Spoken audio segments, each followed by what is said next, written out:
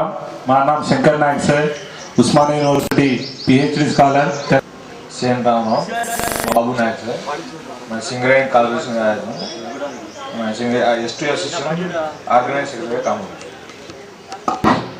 అందరికీ నమస్కారం। సేన్ రామ్ రామ్ మారు నామ్ ధరావత్ పంతులా నాయక్ సార్, మా సింగరేణి కాలేజ్ మా డిప్యూటీ సూపరింటెండెంట్ ఇంజనీరింగ్ काम करूँ पावर प्लांट में एंड सेन राम राम मार नाम श्रीनु नायक सर, मैं तेलंगाना मेडिकल एग्जीक्यूटिव डायरेक्टर और बहन सेना नमस्कार।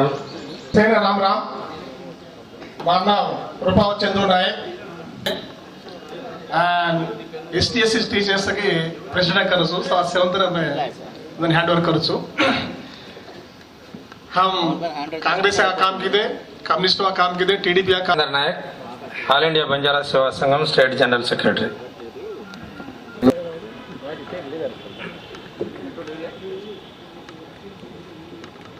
ప్రభుత్వము ఎస్టీ దాని ఉద్దేశంతో ఇవాళ మనకు సంఘం కానివ్వండి, సిపిఐ పార్టీకి సంబంధించిన అనుబంధం సంఘం కానివ్వండి, విద్యార్థి సంఘం కానివ్వండి, సేవాలాల్ సేన నాయకులు కానివ్వండి, మనం ఇస్తే దాని ప్రకారం మనం ప్రభుత్వంలో ఈ దాని ముంగట మేము పెట్టడానికి ఇదవుతుంది. ఇది ముఖ్యమంత్రి దృష్టికి వెళ్ళే ఇది ఉంటుంది. మరి ఇంకో మీటింగ్ మనం కరెక్ట్గా ఇది చేస్తే ప్రభుత్వంతో మంత్రి కానీ, ప్రిన్సిపల్ సెక్రటరీ, యూనివర్సిటీలో ప్రాబ్లం ఏంటి, తాండలో ప్రాబ్లం ఏంటి, ఎస్టీ సబ్ ప్లాన్లో ప్రాబ్లం ఏంటి, ఏ విధంగా మన ఫండ్ డైవర్ట్ కాకుండా చూడాలి. మొన్ననే నేను ముఖ్యమంత్రితోటి క్యారీ ఫార్వర్డ్ కావాలి అనే చెప్పడం జరిగింది. అనేక విషయాల మీద ఇవాళ ఈ చర్చకు మనం ఇది చేస్తున్నాం.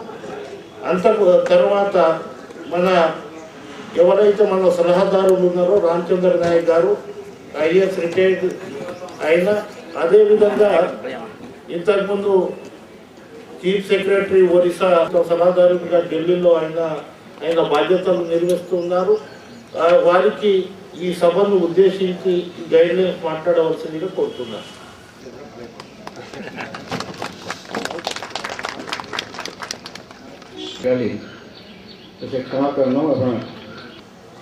ముఖ్యంగా మన జాతికి చెందిన, మన వర్గాలకు చెందిన మెంబర్ ఆఫ్ లెజిస్లేటివ్ కౌన్సిల్ నా సోదరుడు శ్రీ రాములు నాయక్, గ్రూపులకానికి చెందిన మిత్రులు,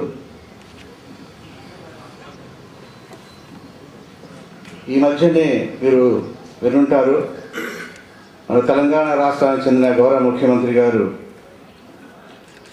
SC/STల లెజిస్లేటివ్ తోటి, ఎమ్మెల్యేలు, MLCలు, ఎంపీలతోటి ఒక చర్చ జరిపారు. SC/ST ఈ సబ్ ప్లాన్స్ ఒక చట్టరూపంగా ఉన్నా కూడా అది అనుకున్న విధంగా అమలు జరగకపోవడం వారికి కూడా బాధ కలిగించి ఈ మిత్రులందరితో చర్చించారు. ఆ చర్చలో భాగంగా 2 కమిటీలు చేశారు. ఒకటి షెడ్యూల్ కులాలకి, ఇంకోటి షెడ్యూల్ తెగలకి.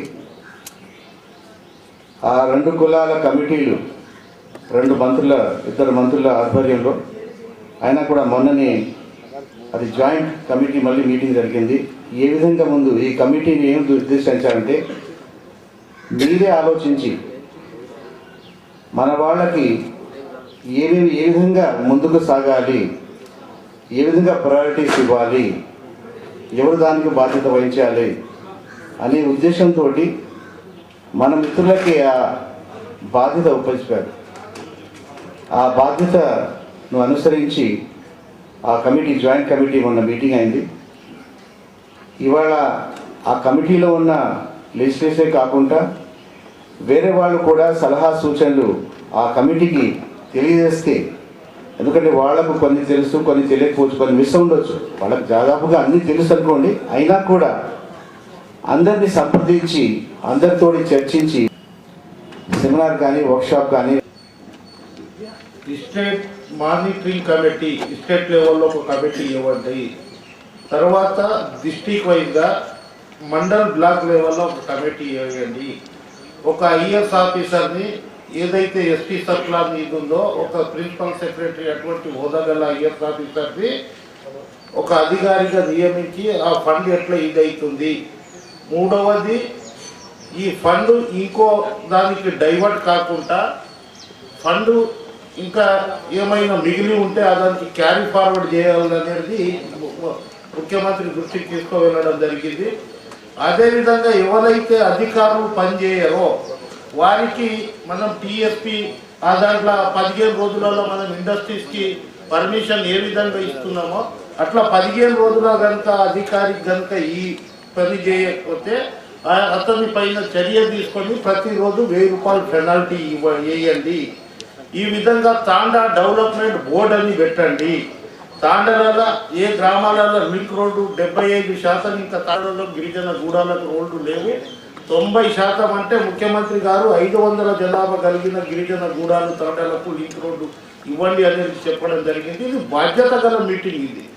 ఎందుకంటే మీరు అందరూ మాట్లాడింది ప్రతి ఒక్కరి సంఘం తరఫున మనం తీసుకోపోయి ఫలాని డాక్యుమెంటరీ లెవెల్గా ఇదానికి ఇచ్చేస్తాం మేము. నేను అంటున్న సమయం ఇంకో రోజు పెట్టుకుందాం, ఇంకా కావాలంటే ఇంకా 2 రోజులు పెట్టుకుందాం.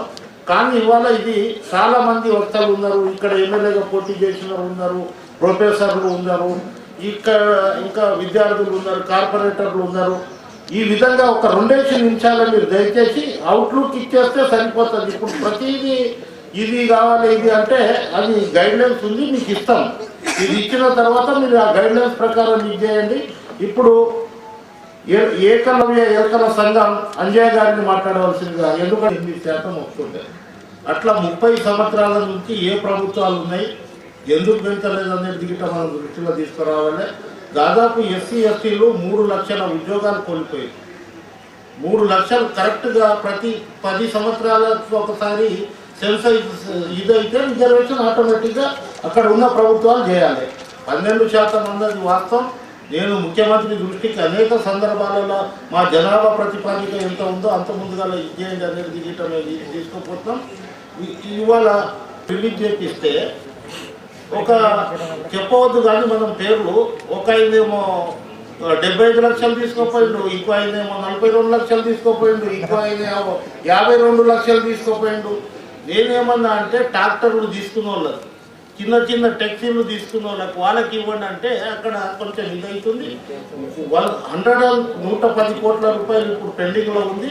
ఇది మార్చ్ ఏప్రిల్ మంత్లో అది గిట్ట రిలీజ్ చేయడానికి నేను రామచంద్ర నాయక్ ఇంకా మన సభ్యులు ఇది చేస్తాం.